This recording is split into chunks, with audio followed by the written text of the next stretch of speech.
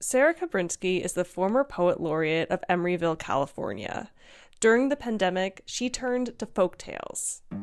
At the very beginning of the pandemic, maybe the first few months, every day we would light a campfire and just read old school folk tales around the campfire, just trying to keep our kid engaged. Here he was stuck with his boring parents, all day. And so trying to keep him off a screen, trying to keep him, his wild mind alive.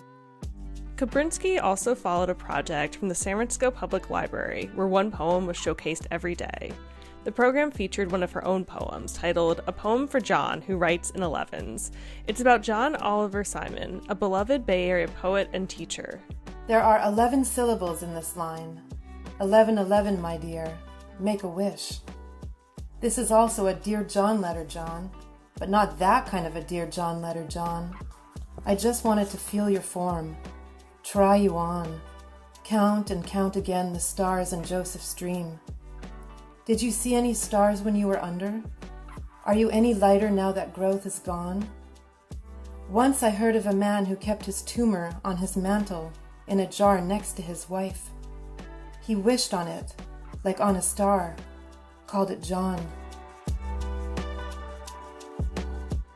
My poem is titled The Lesson. It's written on June 1st, 2020. Craig Santos Paris is a poet and professor at the University of Hawaii. Feeling short on time, he often wrote sonnets. He tried to write a poem a day. What if the pandemic is trying to teach us how to stop discriminating?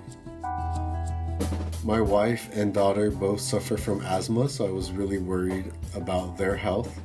I was watching the news, national news, and seeing protests around the U.S., seeing a lot of cops arresting, mostly peaceful protesters, witnessing the violence happening, especially against African Americans. And so to me, I was thinking a lot about how, scientists were saying that the virus does not discriminate, where it attacks everyone equally. What contagion got wrong about a pandemic in America? Written after the third time of watching it since the start of 2020. Sakina Hoffler is a poet, playwright, and fiction writer.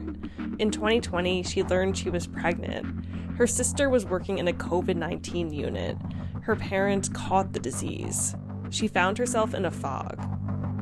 More conspiracy theories, as in Democratic hoax, as in Soros, as in man-made, as in labs, as in 5G, as in towers. The conspiracy theorists using conspiracy theories from conspiracy theorists to corroborate conspiracy theories for the conspiracy theorists. The right way to write, I am so sorry for your loss. I am so sorry for your loss. I am so sorry for your loss. For me, at least fiction has always been a way of telling me history. And so it is our job in a way to kind of record what's going on.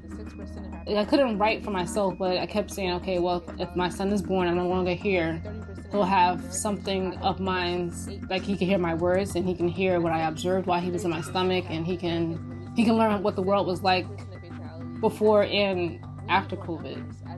When I say poetry is magic, reading is magic, and it's, it can carry us to places sometimes we need to be when our own reality is too much for us to cope with. The correct number of times to start a poem and never finish.